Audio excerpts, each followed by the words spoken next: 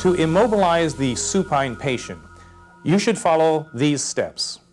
After taking appropriate BSI precautions, approach the patient from the feet or front. Place the head in a neutral, inline position and maintain manual stabilization of the head and spine until the patient is completely immobilized. Explain the procedure to the patient and gain his or her consent to treat. Next, assess distal pulse, motor function, and sensation, or PMS, in all 4 extremities.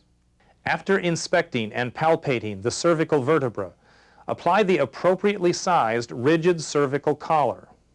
Next, position a long spine board parallel to the patient.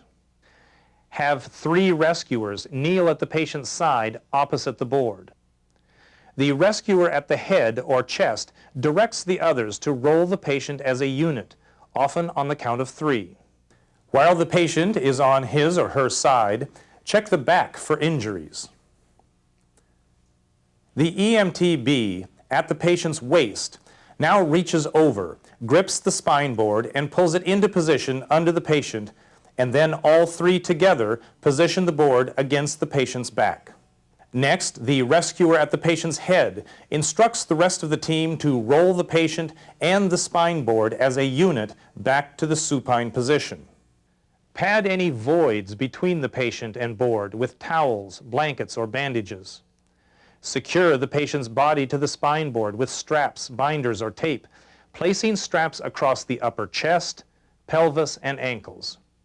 Be sure to secure the torso first and the head last. If necessary, place padding behind the head, neck, or shoulders to ensure neutral alignment. Then position head blocks or blanket rolls on either side of the head, securing the chin and forehead in place with tape. Secure the arms of the patient to prevent injury.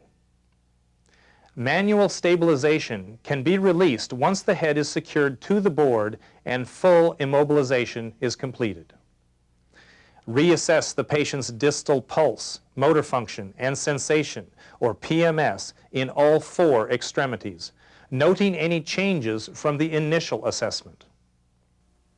Document that your patient was placed in spinal immobilization.